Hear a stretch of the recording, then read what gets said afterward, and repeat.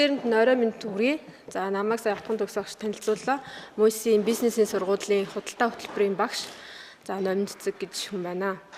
За тэгэхээр өнөөдөр та бүхэнтэй бас энд өөрийнхөө бичсэн диссертацийн ажлыг хуваалцаж харилцан бас туршлага солилцох болсондоо сэтгэл их өндөр таатай байна. За диссертацийн ажлаа эхлэхээс өмнө яг өөрийнхөө төгссөн сургуулийн талаараас товч танилцуулъя гэж бодсон. Зарим бас суралцагчдын хувьд магистрийн ч юм уу докторийн түвшний сургалтаа гадаадд ихтэй сургуульд ахиулан суралцах хүсэлтэй хүмүүс байж байгаа гэж бодсны үндсэн дээр. За манай сургуулийн хувьд болохоор Кавоны үндэсний их сургууль гээд Солонгост бас нэлээд дээгүр бичигддэг. Үндэсний нэг 10 томоохон их сургуулийн нэгд бичигддэг. За дээр нь 2016 оны судалгаагаар Солонгосын нийтдээ нэг 191-2 сургуулийн эхнээсээ 6 дугаар байрт жигсэж явж байгаа ийм үндэсний томоохон сургууль байдаг. За бакалаврын түвшинд нийтдээ 17 орчим салбар сургуулиудтай монголоор бол за colleges гэж ярьдаг. За graduate school буюу агсан түвшний нэг 6-7 сургуультай. За тэрнийх нь нэг буюу бизнесийн удирдлагын агсан түвшний сургуулийн би 2007-оос 2012 оны хооронд нийтдээ 5 жилийн хугацаанд бол суралцаж бол төгссөн байгаа. За тэгээд энэ сургуулийн хувьд болохоор 1947 онд байгуулагдсан. Одоогийн байдлаар дэлхийн нэг 45 орны 162 ихтэй сургуультай шефийн харилцаа буюу эгчдүү сургууль Sister Universities гэж явдаг. За тэгээд энэ эгчдүү сургуулийн хүрээнд бол хамтын ажиллагааны олон сайхан гэрээ хэлэлцээрүүд, контрактууд, за мөн оюутан солилцооны хөтөлбөрүүд, тэтгэлгүүд гэх мэт зүйлүүд бол явдаг. За Монгол Улсын их сургууль, хөдөө аж ахуйн их сургууль, за мөн MIU гэж сургууль байдаг те. Эндгээр сургуулиуд бол энэ Кавоны үндэсний их сургуультай бол ийм шефийн харилцаатай сургууль байдаг. За би тэгээд 2007 онд энэ журмаараа бол сургуультай бол бүрэн тэтгэгдэх хамрагтаад ингээд сурсан байгаа. За сургуулийн хувьд гэх юм бол агсан түвшний сургуулийн хүрээнд магистр, докторийн болон магистр, докторийн хамтарсан сургалт гэж 3 чиглэлээр агсан түвшний сургалтаа явуулдаг. За миний хувьд гэх юм бол магистр, докторийн хамтарсан гэдэг хөтөлбөрөөр нь суралцсан байгаа. Магистрийн хувьд 2-оос 2.5 жил, докторийн хувьд 3-аас 3.5 жил гэж суралцдаг бол хамтарсан сургалтын нэг гол давуу тал нь магистрийн болон докторийн сургалтаа 4 жилд багтаан суралцах юм боломжтой байдаг. Өөрөөр хэлбэл доктор төгсөхдөө магистрийн бүх тэр шалгууруудыг хангачлаа гэж үзээд төгсөхдөө шууд докторийн дипломоо гардаж авдаг ийм сургалт бол байдаг. За сургалтын яг агсан түвшний сургалтын шалгууруудын хувьд бол Европын ихтэй сургуулиудтай ер нь бол ижил төсөөтэй гэж хэлж болно. Үндсэндээ бол бакалавр, магистр доошгүй зэрэгтэй хүмүүс докторийн сургалтанд нийлсэж орох боломжтой. За мөн хэлний шалгууруудыг бол нэлээд тавигддаг. За үндэсний их сургууль учраас харьцангуй хэлний шалгуурыг бас гайгүй боломжийн тавьдаг гэж үздэг. TOEFL-ийн нэг 550 оноо, IBT TOEFL-ийн 80 оноо, за IELTS-ийн 5.5, TOEIC-ийн 700 гэх мэтчлэн хэлний шалгуурууд тавьдаг. Эдгээр шалгууруудыг хэрвээ давсан тохиолдолд магадгүй эсэж орсныхаа дараа тухайн тэнхимийн профессортой бол холбогдоод за тэтгэлэг хүсэж болно. Best KNU гэдэг ийм профессорын тэтгэлэг байдаг сургалтын төлбөрийг нь хөнгөлж өгөх гэдэг. За тэгээ ингээд суралцах хугацаанд нийтдээ суралцах хугацаанд бид нэр магистрийн юм уу докторийнхаа тэр дипломыг бичих эрхээ олж авах хэд хэдэн бас шалгуурууд тавигддаг. За тухайлбал мэргэжлийн шалгалтуудыг өгнө. Магистрийн түвшний хувьд 3 мэргэжлийн шалгалтыг өгнө. Доктор бол нэг 4-5 мэргэжлийн шалгалт. За дээрэс нь Солонгос сурч байгаа учраас солонгос хэлний топик гэдэг түвшин тогтоох шалгалтыг өгнө. Эсвэл сургуулиас авагддаг солонгос хэлний шалгалтанд хамрагддаг. За тэгээ үүний дараа болохоор ерөнхийдөө хичээлүүдээ нийтдээ нэг докторийн түвшинд 60 кредит цагийг судалдаг байгаа. Үндсэндээ бол нэг 2.5 жилд багтаагаад бол миний хувьд бол өөрөө судалж дуусгаж ирсэн 60 кредиттэй. Семестрт нэг 3-4 хичээл ногдохоор. За тэгээд энэ семестрт 3-4 хичээлээ ингээд судлаад 2.5 жилдээ багтаад судлаад за үүнийхээ дараагаар заавалчгүй нийгмийн шинжилгээ ухааны оюутан бол 2 болон түүнээс дээш судалгааны ажил бичнэ. За энэ судалгааны ажлаа мэргэжлийн түвшинд хянагддаг одоо peer review гэж ярьдаг. Мэргэжлийн түвшинд хянагддаг англи хэл дээр гардаг солонгосын сэтгүүл юм уу эсвэл олон улсын журналт сэтгүүлүүдэд хэвлүүлж иж нэг шалгуур хангалаа гэж үзсэн. Тэгэхээр шалгалт өгөн байна. Мэргэжлийн шалгалтууд өгнө, хэлний шалгалт өгнө. Мэргэжлийн сэтгүүлд 2-оос доошгүй одоо paper гэж ярьдаг судалгааны ажил бичиж хэвлүүлнэ. За дээрэс нь мөн эдгээр судалгааныхаа ажлыг Солонгост болон олон улсын хэмжээнд зохиогдож байгаа олон улсын international conference-уудад баг хурлуудад заавал илтгэл тавьж хэлэлцүүлж авах хэрэгтэй 2-3 удаа.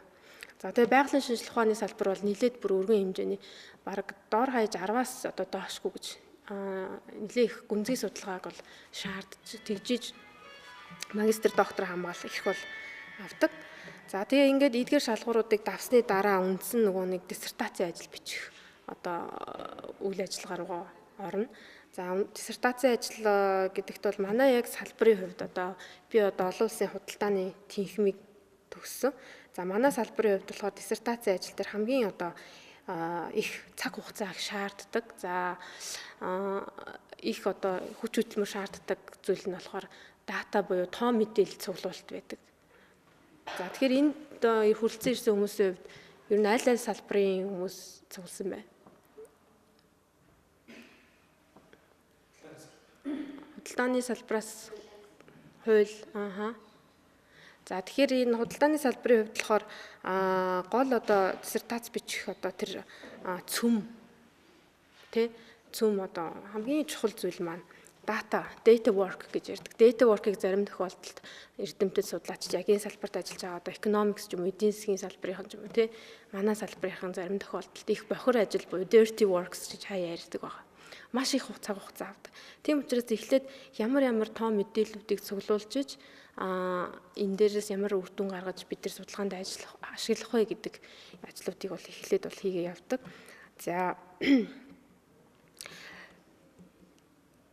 За тэгээ үндсэн одоо диссертацийн ажлын талаар та бүхэнд бол мэдээлэл хүргэе. За зарим одоо оюутнууд маань хүрэлцэн ирсэн хүмүүс маань яг энэ худалдааны салбарх биш учраас зарим нэг ойлголт дээр бас танил бус сонсогдож магадгүй. Гэхдээ аль болох та бүхэнд ойлгомжтой байх үүднээс энгийн одоо байдлаар тайлбарлахыг хичээе. За тэгэхээр миний диссертацийн ажлын сэдэв бол the effect of FTAs on income inequality within and between countries гэж байна. Өөрөөр хэлбэл орлогын ялгаанд дах чөлөөт худалдааны хилцээрийн нөлөөлөл улс доторх болон улс хооронд авч үзнэ гэсэн ийм сэдэв байгаа. За тэгэхээр чөлөөт худалдааны хилцээр гээд FTA Free Trade Agreement гэж явж байгаа. Тэгэхээр чөлөөт худалдааны хилцээр гэж юу вэ гэдгээс хамгийн түрүүнд ихсэн зүйтэй авах гэж бодож байна.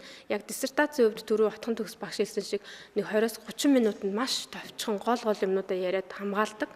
Гэхдээ энд яг нөгөө бусад салбарын бас оюутнууд цугласан учраас зарим нэг гол ойлголтуудыг бас өгсөн дээр авах гэж бодож байна. Тэгэхээр чөлөөт худалдааны хилцээр гээд сүүлийн үед бол нэлээд их яригдж байгаа. Хүмүүст бас харьцангуй бол танил болж эхэлж байгаа.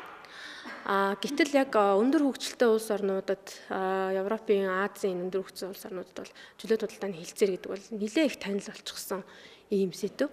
Монгол ягаад энэс жоохон хүндий байдаг вэ гэхээр 1997 онд дэлхийн худалдааны байгууллагад элсэн орсон цагаас хойшоо өнөөг хүртэл нэг ч одоо тийм бүс нутгийн хилцээр юм уу чөлөөт худалдааны хилцээрт нэгдэн орч чадаагүй. Саяхан одоо Монгол Японы эдийн засгийн түншлэлийн тухай хилцээр гэсэн энэ хилцээрт гарын үсэг зураад гэхдээ хилцээр маань хүчин төгөлдөр арайхан хэрэгжиж амжааг байгаа. Тэгэхээр чөлөөт худалдааны хилцээр гэдэг бол хоёр болон за түүнээс дээш орнуудын хооронд бараа болон одоо үйлчилгээний худалдаа. Тэгэхээр барааны худалдаа гэдэг маань дотроо барааны бит худалдаа, за мөн үйлчилгээний худалдаа гэж хоёр хэсэг бол үндсэндээ хуваагдана. Тэгэхээр энэ бараа болон үйлчилгээний бүх худалдааны хориг саадуудыг арилгах, бууруулах ийм хилцээр байгаа. Тэгэхээр энэ чөлөөт худалдааны хилцээр гэдэг рүү орж байгаа улс орнууд бол энд учраад байгаа барааны худалдаан дээр тэр учраад байгаа тарифын болон тарифын бус барьерууд хориг саадуудыг хилцээрээр харилцан хөнгөвчлөх эсвэл бүр цуцлах тарифыг бүр тэглэх энэ асуудлууд яригдж байгаа. Тэгэхээр ингэснээрээ энэ тарифыг тэглэж тарифын бус хориг саадуудыг хөнгөлж чөлөөлснөөрөө улс орнууд цаанаа ямар зорилготой ингэж хилцээрт ордог гэхээр цаанаа бол ерөөсөө эдийн засгийн үр ашиг нуугдж идэг. онлын хувьд ч гэсэн тэгж тайлбарлагддаг л да. Аль болох улс орнууд худалдаагаа нээгээд чөлөөлөөд хоорондоо гайлын тариф татвараа ингээд багасгаад туслах тохиолдолд худалдааны урсгал бол тэр хэрээрээ нэмэгдэнэ. Энэ хэрээрээ нөгөө дотоодын үйлдвэрлэлийн өрсөлдөх чадрууд бүтээмж дээшлэн, за мөн экспортоос олох орлогууд нэмэгдэнэ, ажлын байр нэмэгдэнэ энэ төргээд маш их экономик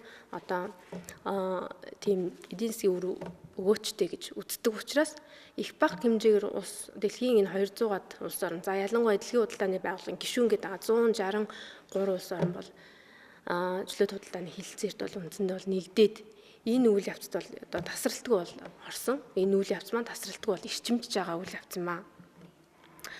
За гэтэл одоо чөлөөт худалдааны хилцээр ингээд орлогын одоо юу гэдгийг эдийн засгийн үр ашгийг ингээд авчирдаг ч гэдэг ч юм уу. Энэ талаасаа харагддаг боловч яг нөгөө нэг тухайн одоо үндэстний хувьд те national level за орны хувьд юм уу эсвэл хоёр хилцээр байгуулж байгаа А, Б хоёр улсын хоорондын орлогын ялгаанд ямар нөлөөллийг үзүүлж байна гэдэг судалгаанууд бол хийгдсэн байна. Тэгэхээр энэ судалгаан дээр бол би анх удаа одоо энэ судалгааг одоо чөлөөт худалдааны хилцээрийн индекс гэдгийг профессортойгоо ярьж зөвлөж аваад гаргаж ирээд за тэгээд орлогын ялгаанд яг ямар нөлөөлөл үзүүлж байна гэд өөрөөр хэлбэл тэр хамааралтай тэр хувьсгчийг бусад одоо өмнөх судлаачдыг бол арай өөр индексээр гаргаж ирж одоо энэ салбарын одоо судалгаанд нэг шат одоо ах үссэн ийм байдлаар бол докторийн диссертацийг бол бичсэн. Гол ач холбогдол нь бол бидний одоо боловсруулсан чөлөөт худалдааны хилцээрийн индекс буюу одоо тэр үзүүлэлтийг гаргаж авснараа ач холбогдолтой гэж үзэж байгаа.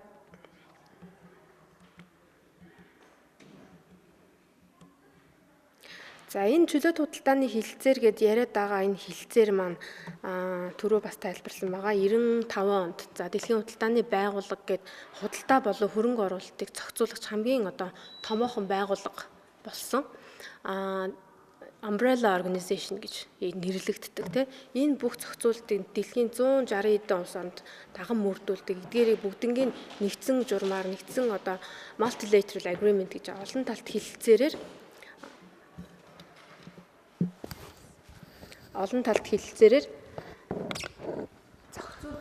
бүх одоо талууд маань энэ хилцээрт нэгдэж нэг даган мөрдөг.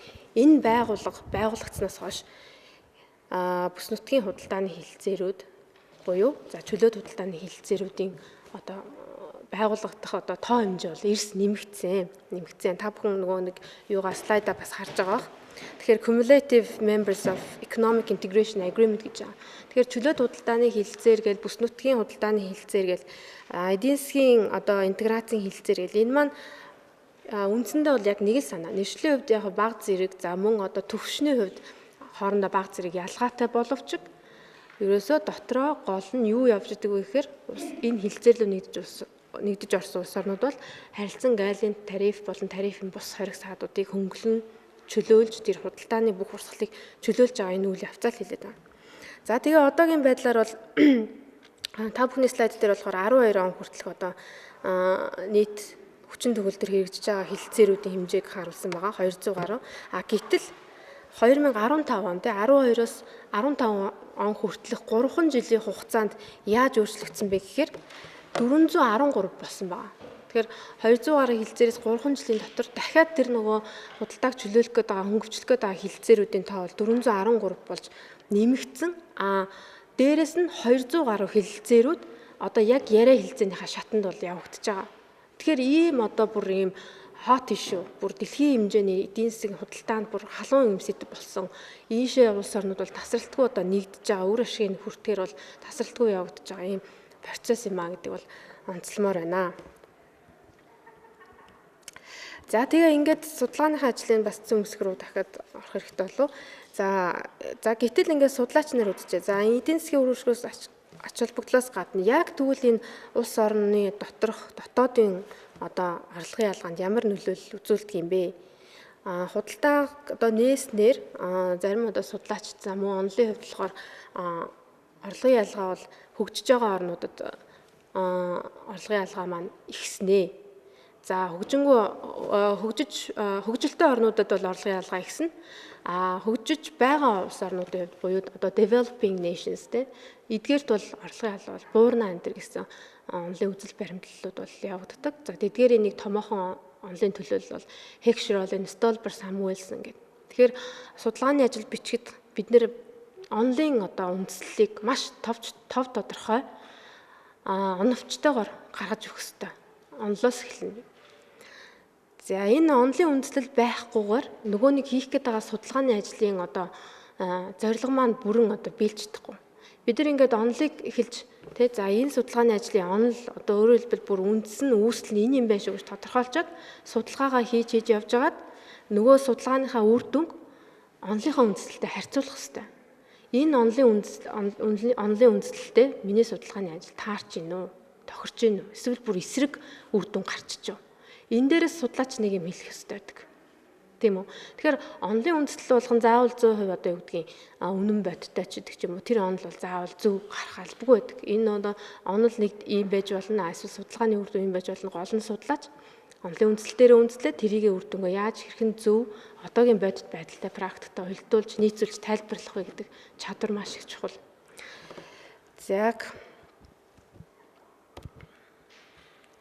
За contents гэдэг хэсэгт бол байгаа. Ерөнхийдөө манай одоо салбарын за бусад салбарын хувьд ч гэсэн ер нь судалгааны ажил бичигдэх нэг юм үндсэн юм дараалал бол байгаа. Яг тэрний одоо жишгээр бол бичсэн. За эхлээд introduction хэсэг бол явна.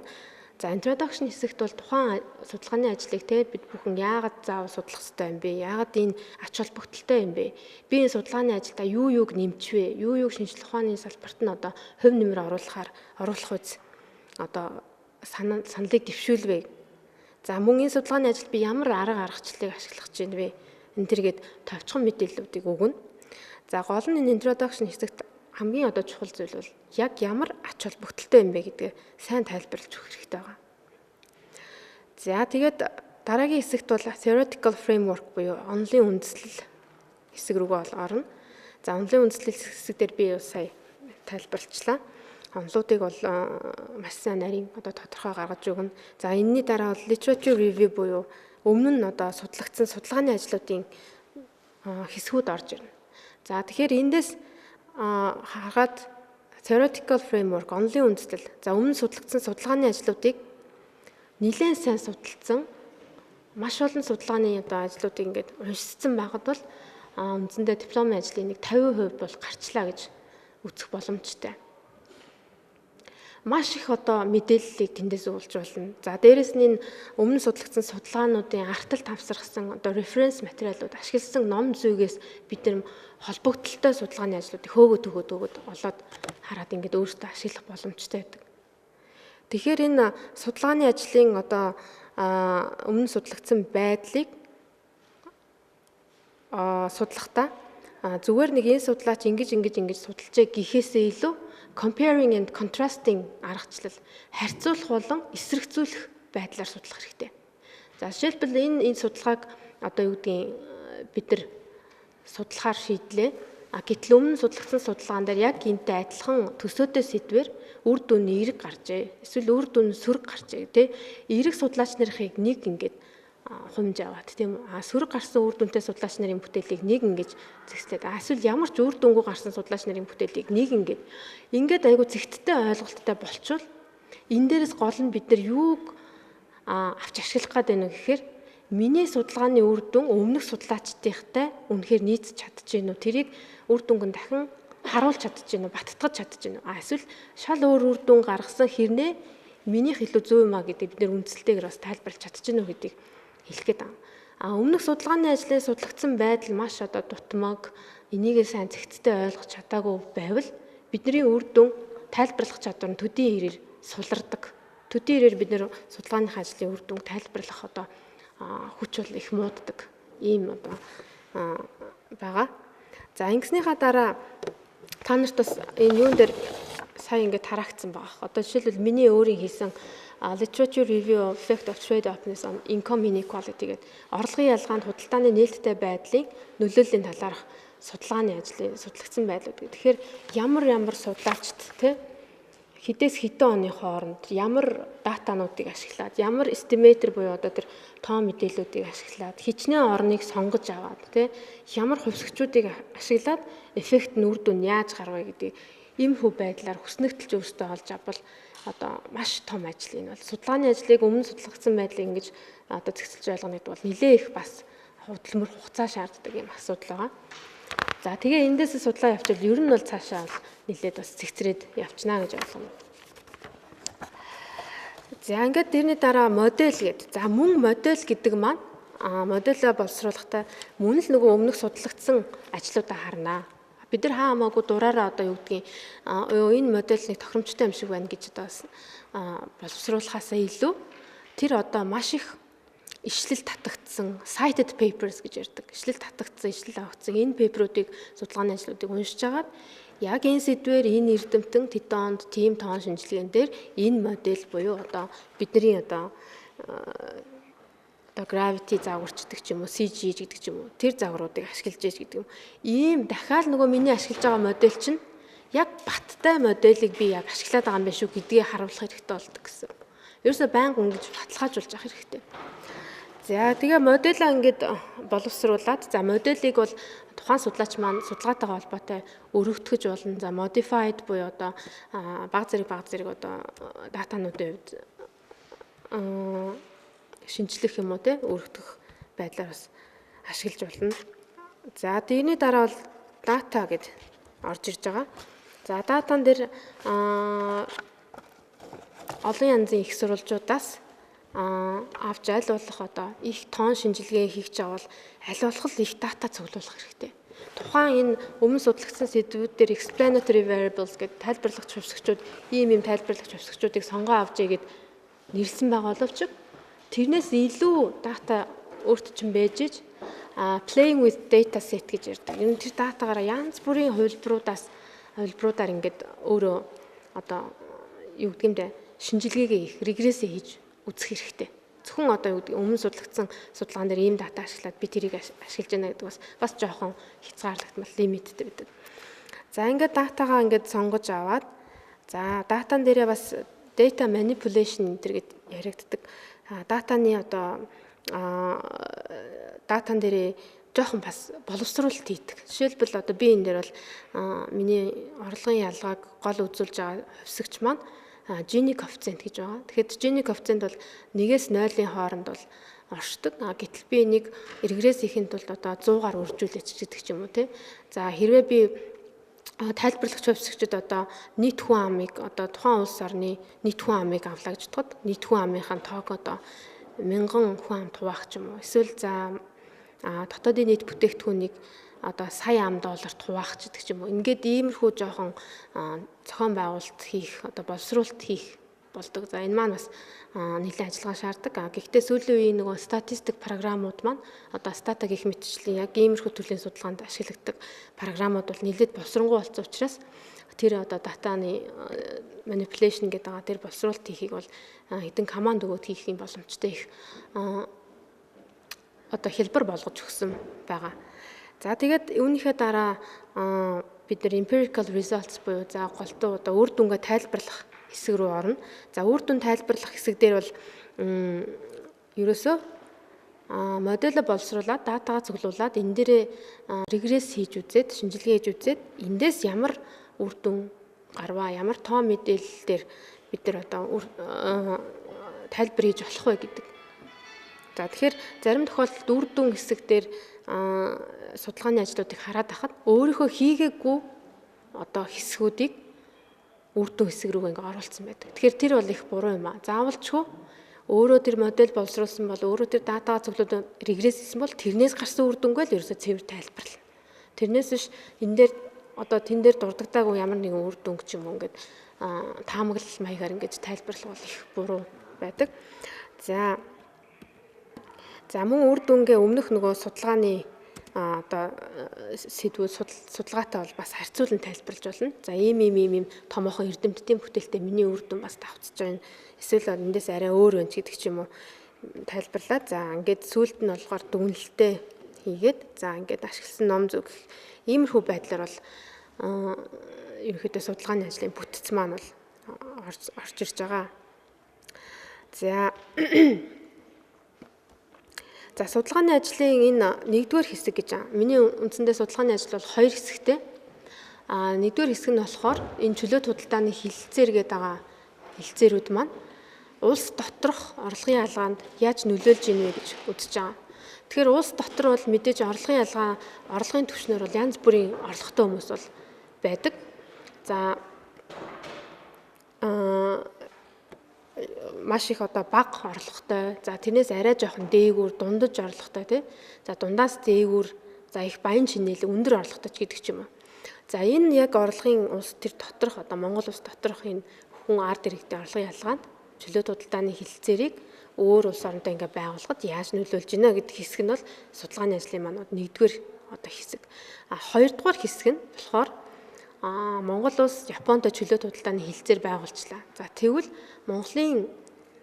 Монгол улсын хэмжээнд орлогын ялгаанд яаж нөлөөлж байна? Мөн Япон улсын хэмжээнд тэдгээр хүмүүсийн оршин суугчдын population нийт хүн амын орлогын ялгаанд яаж нөлөөлж байна гэдэг улс хоорондын орлогын ялгааны талаас нь хоёрдугаар хэсэгт бол судалж өгсөн байна. За нэгдүгээр хэсэгт судлахдаа миний ашигласан улс орнууд гэх юм бол 124 улс орн байгаа. Дэлхийн худалдааны байгууллагын гишүүн гэж байгаа. 124 хөгжингүй болон хөгжиж байгаа улс орнуудыг бол судалгаанд ашигласан. За өмнө нь яг ийм судалгаа бол нийтдээ нэг 66 улс орны хувьд бол судлагдчихсан байсан. За тэрийг бол нэлээд өргөтгсөн. За дээрэс нь чөлөөт худалдааны хилцээрийн индексийг бол шинээр бас гаргаж авсан гэдгээр бол энэ бол нэлээд ач холбогдолтой судалгаа болсон гэж хараад байгаа.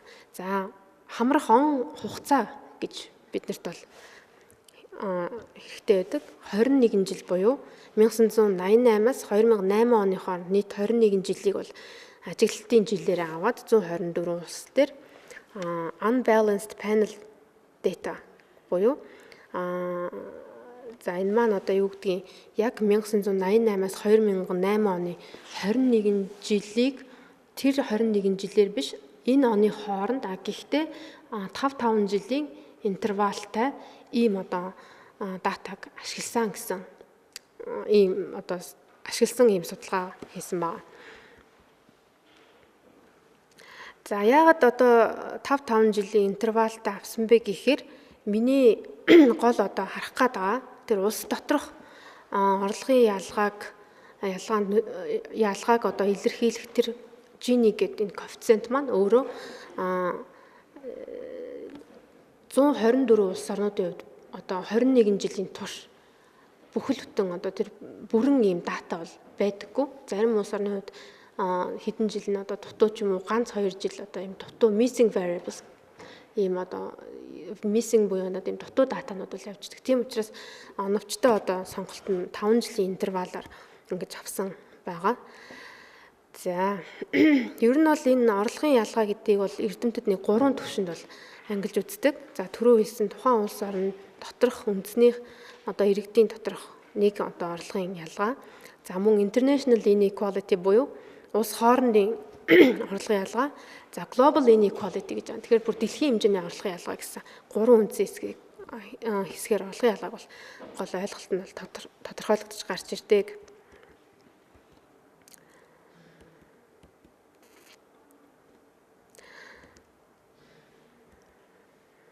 За Gini индекс гэд түрүү би дурдсан байгаа. За Gini индексийн хувьд болохоор 0 руу төхөх тусам 0 тэг дээр очих тусам тухайн улс оронд орлогын ялгаа бол бага байна гэж үздэг perfect equality. Гэтэл Gini индекс бол 1 рүү буюу за 100-аар үржүүлэхэд 100 руу төхөх тусам орлогын ялгаа бол их байна гэж үздэг байгаа. За тэгэхээр энэ орлогын ялгааны гол бид нар харах гээд байгаа өөрөөр хэлбэл тэр Gini индекст тийм үү? Энэ индекст маань чөлөөт худалдааны хилцээр болон бусад холбогдох тайлбарлагч хувьсгчуд нь яаж нөлөөлж байна гэдгийг хамгийн гол нь харах гээд байгаамаа. За тэгээ энэ судалгаагаа эхлэхдээ нөгөө түрүүний дурдаад өнгөрсөн байгаа Heckscher-Ollin Stolper Samuelsны гол онлын үндслийг гишүүндэс болгож авсан. За тэгэхээр энэ Heckscher-Ollin Stolper Samuelsны онол маань юу гэж үздэг вэ гэхээр тухайн улс орон жишээлбэл баялгаар капиталын нөөцтэй За капиталаар баялаг ийм улс орн бол капиталыг илүү их шаардсан бүтээгдэхүүн бол үйлдвэрлээд экспортлох ёстой. Тэрний эсрэг хөдөлмөрийн ажиллах хүчний нөөц баялгаар их орн бол тэр хөдөлмөрийн хүчийг илүү их шаардсан бүтээгдэхүүн үйлдвэрлээд экспортлно. За тэгвэл худалдаанаас ашиг олох юм а гэж. Гэтэл энэ онолыг нь Столбер Самуэльсон гэж эрдэмтэд болохоор цааш нь өргөтгөөд энэ юу гэдгийг аль нэгэн капиталаар юм уу баялаг улс орнуудын хувьд бодит орлого нь нэмэгдэж харин ховор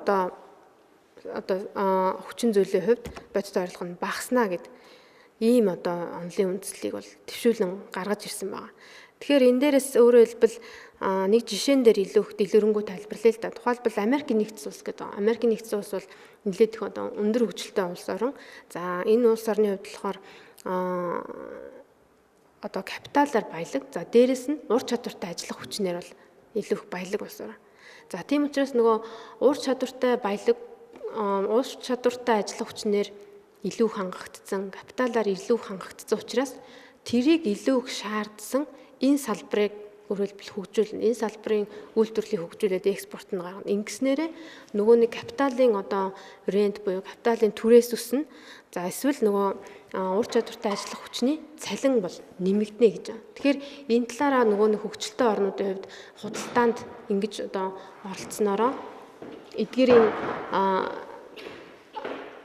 улс доторх орлогын ялгаа нь илүү нэмэгдэнэ гэсэн. Тэр нэг ур чадвартай ажиллах хүчинд цалинг нь нэмээд авах тусам капиталд нь юу гэдгийг тэр орлого нь ихсээд авах тусам ур чадваргүй ажиллах хүчний орлого бол багасаад тэгэхээр нөгөө нэг ур чадваргүй гэдэг чинь нийгмийн нэг арай орлого багтаа хэсгийн орлого нь улам багасч чинь орлого ихтэй хэсгийг нь орлого дээшлээд ахаар энэ хоорондын харьцаа маань ерөнхийдөө их хоёр тишийг ингээс салж өгнө. Орлогын ялгаа улс дотор бол маш их нэмэгдэнэ л гэсэн юм санаа явж байгаа. Гэтэл хөгжиж байгаа орн тухайлбал Хятад гэж байна.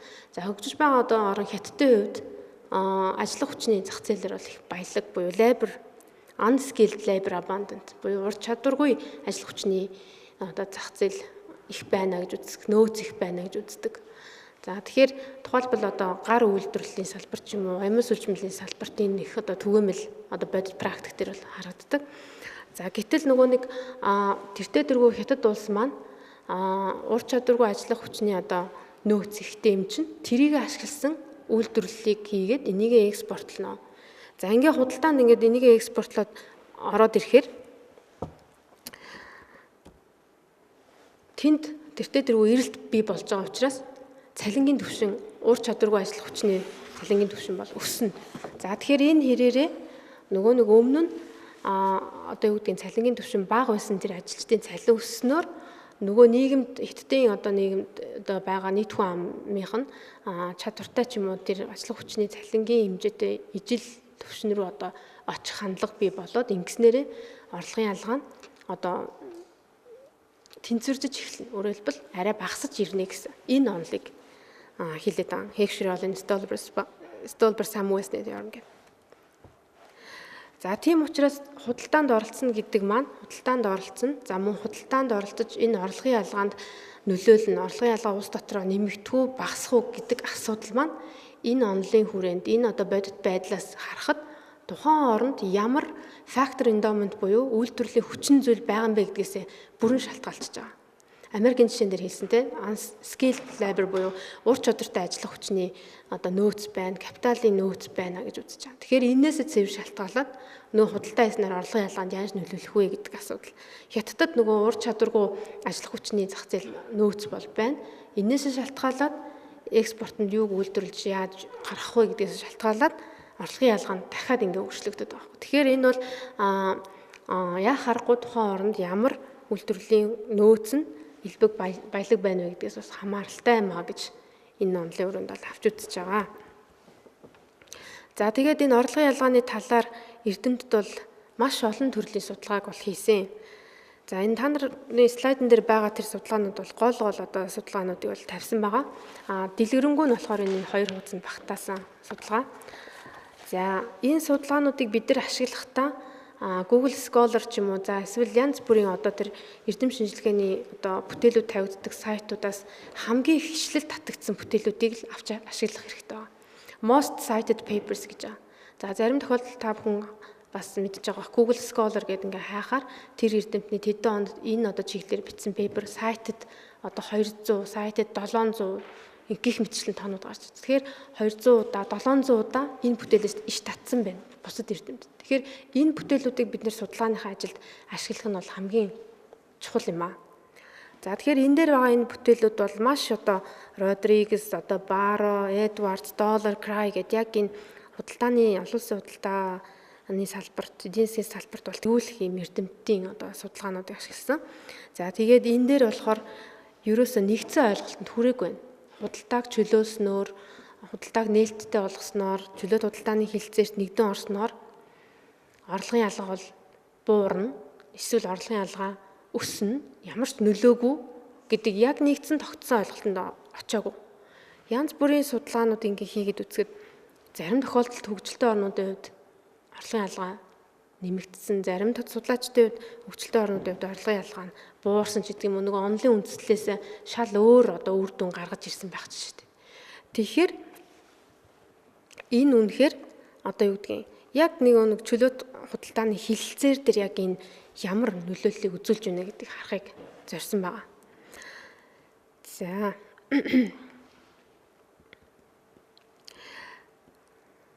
За тухайлбал одоо Миланович гэд эрдэмтэн, за мөн Берг, Нильсон гэж эрдэмтдийн хувьд болохоор онлын одоо үндслэлтэйг бол ижил төстэй.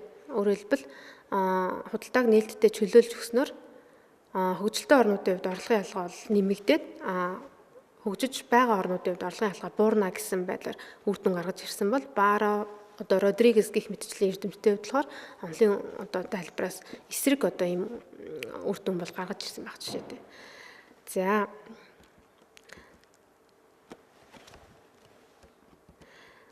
За тэгээд дараагийн үе шат буюу одоо өмнөх судлагдсан судалгааны ажлуудаас гадна бид нэр одоо econometric модель буюу econometric-ийн одоо шинжилгээ загварынхаа хэсэг рүү бол ордог. За ингээд econometric-ийн модель дотор нөгөө онлынхаа үндслэлтээр боловсруулах ийм шаардлагатай. За өөрөөр хэлбэл энэ дээр бол одоо dependent хувьсгч буюу за энэ Gini коэффициент, за баруун гартлын одоо хувьсгчуд буюу за нөгөө нэг худалдааны чөлөөт байдлыг илэрхийлсэн чөлөөт худалдааны хилцээр болон чөлөөт худалдааны хилцээрийг тэр улс орон дох өөрийнх нь одоо нөгөө factor endowment одоо үйлдвэрлэлийнх нь хүчин зүйлээр одоо multiplicative term гэж ярьдаг. Одоо харьцуулсан энэ харьцаагаар бол тодорхойлж харуулахыг хичээсэн. Өөрөөр хэлбэл энэ тухайн улс орон дох одоо байгуулсан хилцээрүүд нь за энэ хилцээрээс гадна нөгөө капитал хөдөлмөрийн харьцаа, за мөн ур чадвартай болон ур чадваргүй ажиллах хүчний энэ харьцаанууд нь орлогын ялгаанд нь яаж нөлөөлж ийнэ гэдэг онлынхаа яг дагуу модель боловсруулж байгаа. Тэгэхээр энэ дээр өшөө хідэн ч хувьсгч, тайлбарлагч хувьсгчийг боломжтой гэсэн тайлбарлаж болохоор хувьсгчийг бид нэр бол нэмж болно. Гэхдээ бенчмарк модель буюу одоо гол үндсэн моделээс бид нэр эхлэх ёстой. Тэгэхээр ямар судалгааны ажил эхлээд нь яг үндсэн голдролоос өөрөөр хэлбэл гол цөмөөсөө эхлээд тэрийгэ судлаач өөрийнхөө одоо судалгаагаар ч юм уу юугаар хувьсгчаар ч юм уу баяжуулаад үр дүнгуудыг бол гаргаж авч болно. За зарим тохиолдолд зарим судлаачдын одоо бүтээлийг ингээд харж байхад ч юм уу курсын ажил, дипломын ажлыг харж байхад иймэрхүү модель дээр нөгөө баахан хувьсгчудаа нэг дор ингээд бүгднийг ингээд оруулаад харцдаг. Яг тэндээс юуг эхлээд нь харах гээд байгаа юм бэ? Эхлээд аль нь чухал юм бэ?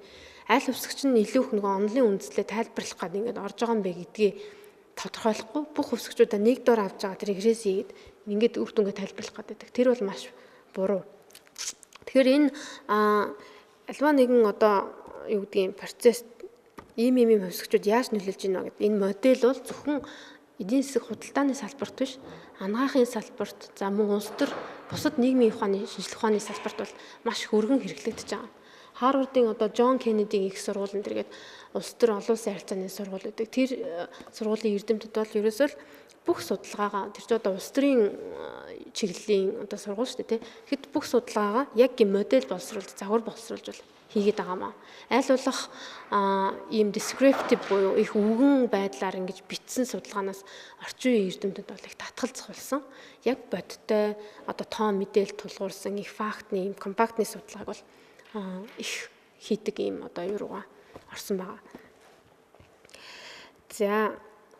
За тэгээд дараад нь энэ моделийн одоо 2 дугаар хэсэгт нь энэ одоо бенчмарк модель буюу үндсэн одоо модельлууд дээр би өөрийнхөө одоо бас сонирхож байгаа энэ тайлбарлагч хувьсгчдыг бас одоо нэг нэгээр нь дараалан бол цэгцтэйгээр нэмсэн байгаа. Өөрөөр хэлбэл энэ зөвхөн чөлөөт худалдааны хилцээр төдийгүй мөн тухайн орны хөгжлийн түвшин гэдэг. Энэ хөгжлийн түвшин буюу одоо нэг хүн ногдох дотоодын нийт бүтээгдэхүүн нь бас ямар нөлөөллийг орлогын ялгаанд ямар нөлөөллийг үзүүлж ийн вэ гэдэг ингээд хувьсгчдыг нэмсэн байх жишээтэй. За дээрэс нь худалдааны одоо нээлттэй байдал гэж байна. Тэгэхээр худалдааны нээлттэй байдал, чөлөөт худалдааны хилцээр хоёр бол ерөнхийдөө худалдааг чөлөөлөх тэр барьеруудыг багасгах гэдэг талаасаа ижил төсөөтэй ойлголт боловч яг нөгөө нэг одоо гаргаж авсан аргачлалын хувьд өөр учраас энэ дээр дахиж худалдааны нээлттэй байдал буюу degree of trade openness гэдгийг оруулж өгсөн байна.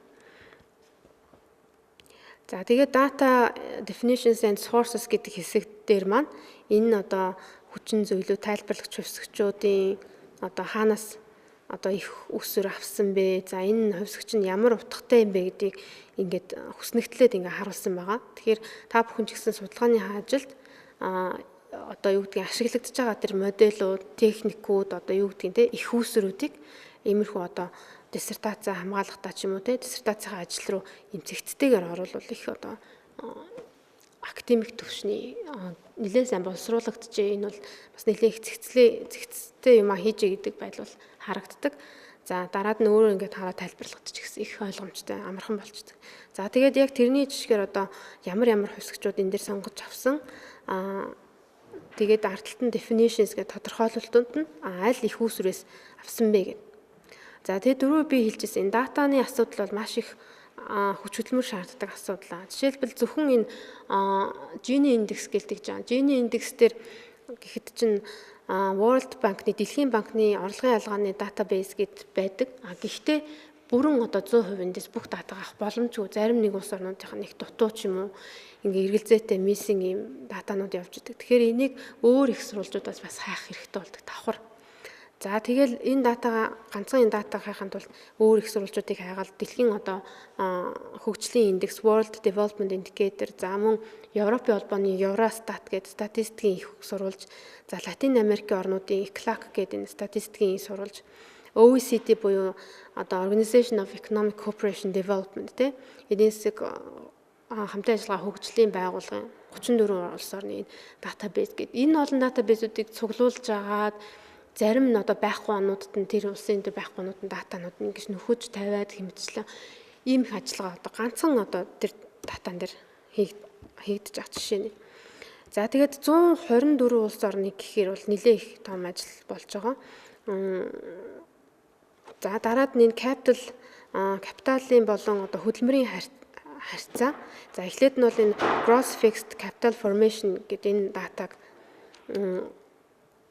нэг тусад нь аваад за мөн нийт одоо хөдөлмөрийн хүчийг тусад нь аваад эндээсээ өөрөө хөдөлмөр капитал хөдөлмөрийн харилцааг тусад нь гаргаж ирээд ингээд харьцааг ингээд тусад нь тооцоолж ингэж гаргаж ирэх жишээ нь. За тэгээд per capita GDP буюу дотоодын нэг хүнд ногдох дотоодын нийт бүтээгдэхүүний дата энэ төргээд энэ холбогдох их сурвалжууд бас авсан байгаа. За мөн энэ их сурвалжуудын хувьд өмнө нь нөгөө судлагдсан ажлуудаа бас л сайн харах хэрэгтэй.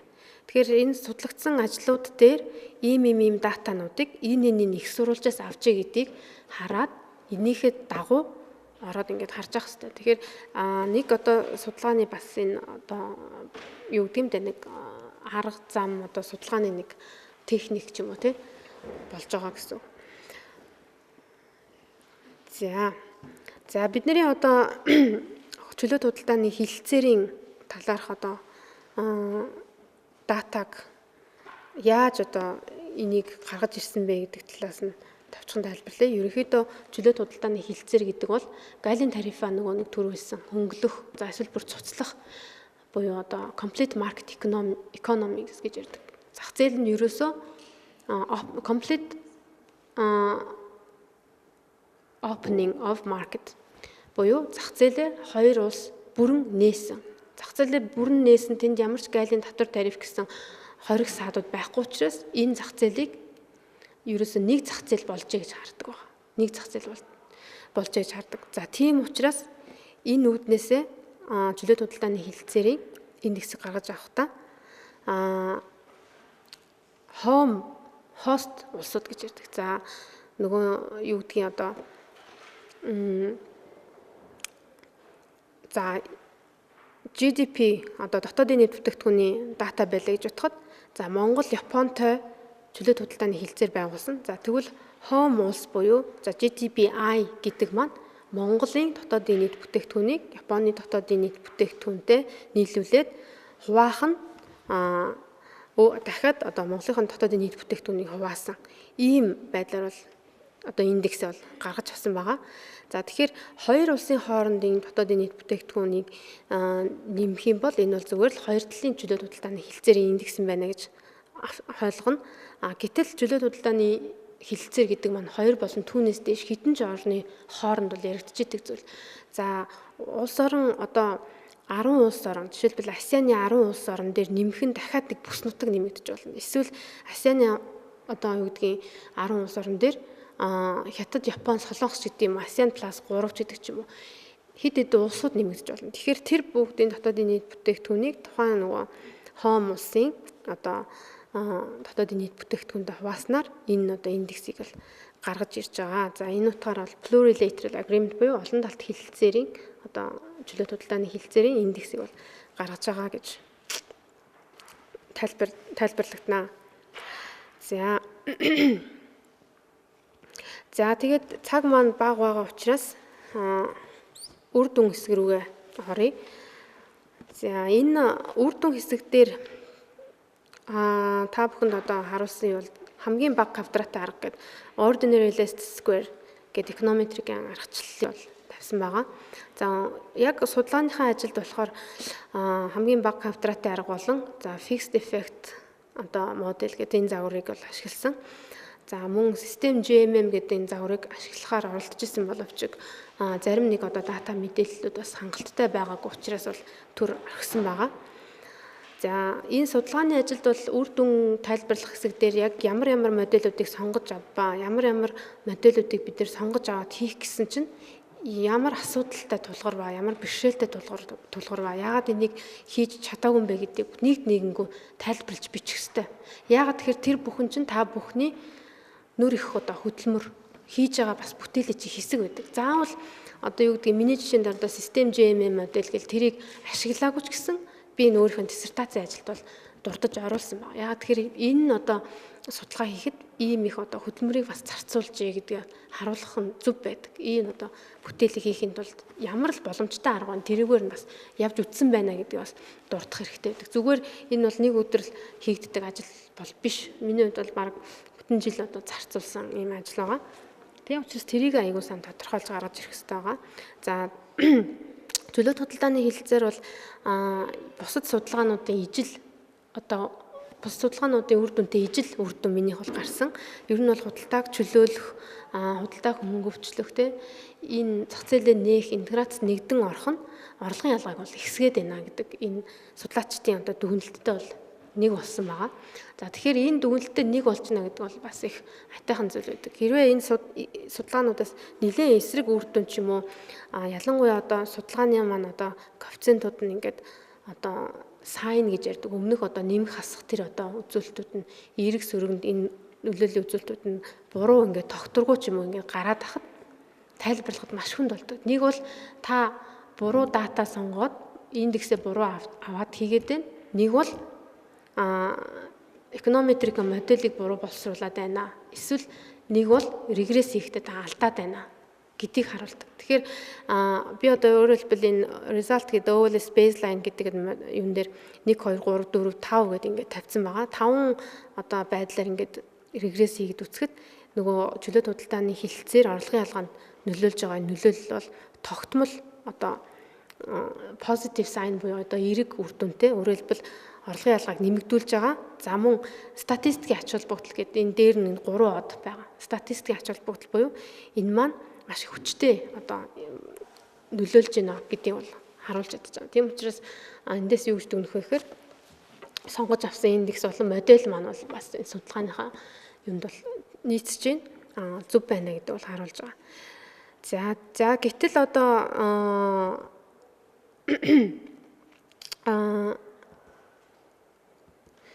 капитал хөдөлмөрийн харьцаа за мөн ур чадвартай хүчин болон капитал хөдөлмөрийн харьцаа гэсэн дараах хувьсгчуд маань маш их одоо хүчтэй статистикийн ач холбогдолтой бөгөөд өмнөх тэмдгүүд нь хасахтай гарсан байна. Өөрөөр хэлбэл сөргөөр нөлөөлж ин гэсэн.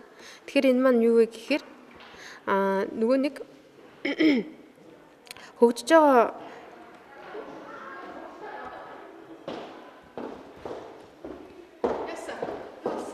арай л дуусаагүй байна да. За энэ тэгэхээр энэ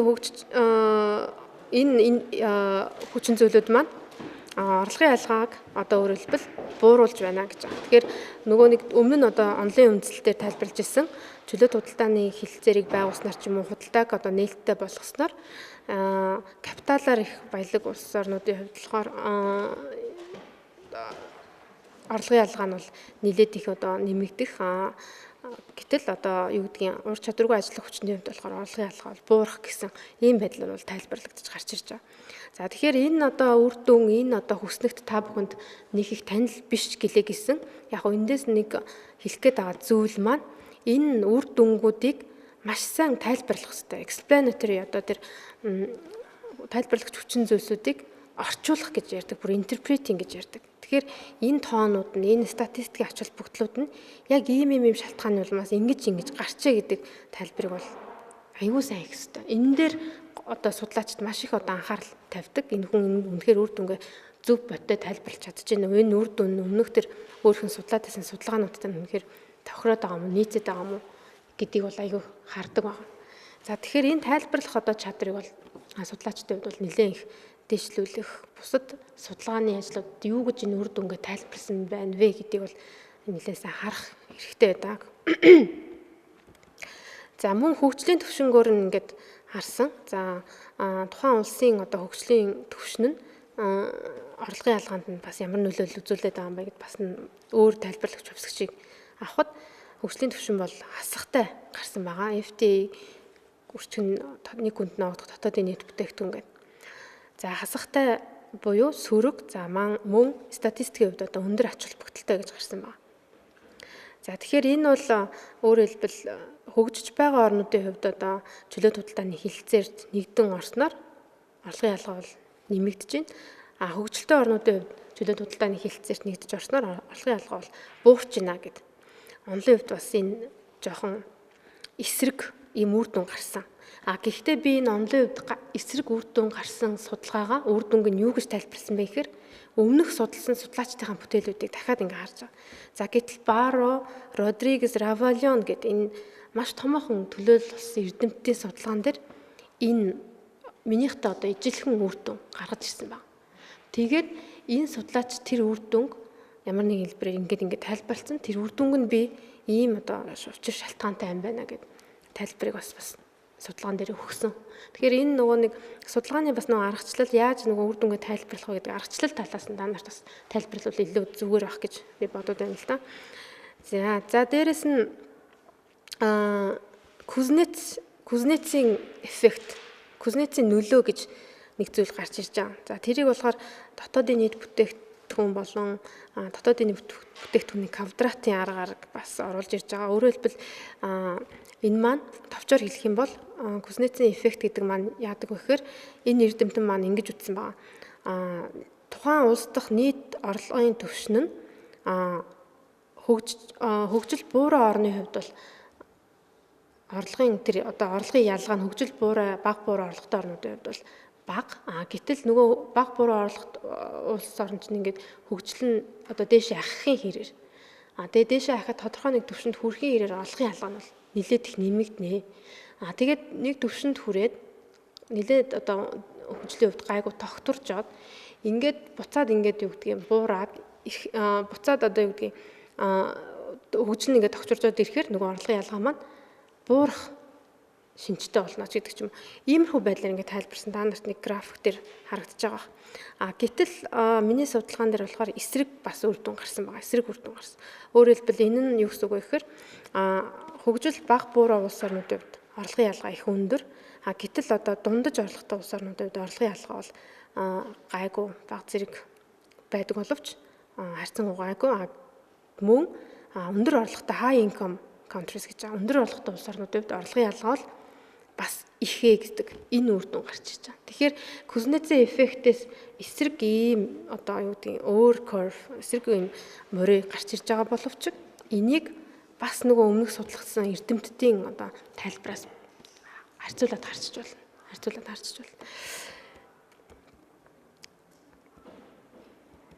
За тэгээд үндсэндээ бол энэ судалгааны ажлын дүгнэлт хэсэг рүү оръё. За ингээд энэний дараа ер нь хамгийн бага квадратын аргын дараа би одоо fixed effect модель гэдгийг бол ашигласан байгаа. Fixed effect моделийг ашиглахдаа мөн хамгийн бага квадратын аргын одоо аргаар ашиглаад гаргаж авсан үр дүн маань fixed effect модель дээр хийж үзэхэд хэр зэрэг бас одоо таарч ийн вэ? Fixed effect моделийн үр дүн шал өөр гараад ирчихвэл миний хамгийн бага квадратын аргаар сонгож авсан тэр үр дүн бас л худлаа байна л гэсэн үг. Тэгэхээр fixed effect модельтэй харьцуулан харсан. Дээрэс нь fixed effect модель нь өөрөө энэ одоо 21 жилийн одоо цаг хугацааны ажиглалтыг харах одоо time invariant модель цаг хугацааны нөлөөлөл энэ орлогын ялгаанд бас яаж нөлөөлөх вэ гэдэг энийг бас харуулах юм модель болдгоороо энэ моделийг бас сонгож авсан байгаа. За тэгээ А хэсгийн дүгнэлт бол ерөөсөө simple and straightforward гэж байгаа. Дүгнэлтийг маш энгийн тэгээд маш их одоо шулуухан straightforward ийм байдлаар хийх хэрэгтэй. Нэг их олон дүгнэлт тавиал нэг их одоо юу гэдгийг policy recommendation одоо санал зөвлөмж боловсруулаад авах ерөөсөө хэрэг байхгүй. За тэгэхээр энэ их бүтээлийн ард ингэж явж байгаа дүгнэлт хэсгээр их юм ярмаар байдаг боловч тэгэх ерөөсөө шаардлагагүй. Нэгдүгээрт нь би энэ судалгааг энэ онуудад ийм орнуудыг өргөтгөөд оны хувьд улс орны одоо ажиглалтын хувьд өргөтгөөд ингээ хийгээд за FTA индексийг хийж байгаа гэдэг маань 3 том одоо ач холбогдол өмнөх судалгаануудаас нэгээр шатаар ахиулж байгаа ийм томоохон одоо хэсэг болчихж байгаа. За тэгээ энэ үр дүнгуудээ тэргүй бид нар саяны нөгөө нэг тэр хүснэгтлээ тавьсан тоо үр дүн дээр үр дүн болгон дээр одоо тоогоо ингээд тайлбарлаад нэмэгтэй гарч, сөрөг гарч, эерэг гарч те ингээд тайлбарлаа явчихж байгаа учраас дүгнэлт хэсгээр дахиад баах юм ярих шаардлага байхгүй болчихдог. За тэгэнгүүт FTA чөлөөт худалдааны хилцээр бол энэ судалгаанаас улс доторх орлогын ялгаанд бол сөрөг нөлөөлж байна. Орлогын ялгааг өөрөөр хэлбэл нэмэгдүүлж байна гэсэн нэг дүгнэлтийг гаргаж авлаа. За мөн капитал хөдөлмөрийн одоо харьцаа болон ур чадвартай ажил хүчний харьцаагаар ингээд бид нар орлогын ялгаанд яаж нөлөөлж ийнэ гэдгийг харсан чинь энэ маань капиталаар баялаг болон ур чадвартай ажиллах хүчээр одоо баялаг нөөцтэй улс орнуудын хувьд орлогын ялгааг одоо бууруулж байна гэсэн ийм үндсэн хоёр дүгнэлтэнд л хүрч байгаа. Тэгэхээр дүгнэлтийг угаасаа бид нар үр дүн хэсгээр тайлбарласан учраас яг conclusion хэсгээр айгүй simple straightforward дахин ингээл нуршаад авах хэрэггүй товчхон ерөөсөө ингээд тайлбарлаад өгөх нь илүү оновчтой болчихж байгаа. За тэгээ судалгааны ажлын Б хэсэгт болохоор between countries буюу Япон, Монгол хоёр хоорондын чөлөөт худалдааны хилцээр байгуулснаар эдийн засгийн түншлэлийн тухай хилцээр байгуулснаар тэр хоёр улс орны нийт ард иргэдийн одоо улс хоорондын орлогын ялгаанд яаж нөлөөлж ийнэ гэсэн энэ судалгаа хийгдсэн байгаа. За тэгээ өмнөх судалгааны аргачлалаар мөн адилхан хийсэн гол одоо нөгөө нэг dependent тайлбарлагч хөвсгч маань дотоодын нийт бүтээгдэхүүний одоо ялгуураар гаргасан байгаа. За тэгээд энэ дээр болохоор augmented knowledge capital model гэдэг арай өөр загварыг бол ашигласан. За мөн адилхан бас өмнөх одоо судлаачдын бүтээлийг бол ашигласан байгаа. За тэгэхээр энэ орлогын ялгаан дээр усан хоорондын орлогын ялгаан дээр хамгийн гол харах гээд байгаа зүйл юу вэ гэхээр Баро болон Салай Мартини гэд хоёр их мундаг эрдэмтэн байдаг. За тэгэхээр энэ бол чөлөөт худалдааны хилцээр байгуулснаар улс орны хооронд одоо convergence буюу beta convergence гэж ярьдаг. Орлогын ялгаа нийлэгшж байна уу? Өөрөөр хэлбэл ижилхэн болж байна. Жишээлбэл Монгол улсын хувьд Японоос одоо хөгжлийн түвшингээр хамаагүй бага ч юм уу орлогын түвшингээр хамаагүй бага шүү дээ. Гэтэл энэ хоёр эдийн засгийн түвшлийн хилцээр байгуулад ингээд цаашаа явангууд энэ хилцээрийн үр дүнд орлого нь Японыхтой манайх зэрэгцэж ирж ийн convergence буюу ингээд нийлэгчлээ явж байна. Эсвэл бүр divergence гэж байгаа. Divergence буюу sigma divergence ингээд бүр холдож гин үү гэдгийг л үндсэндээ харах гэдэг судалгаа.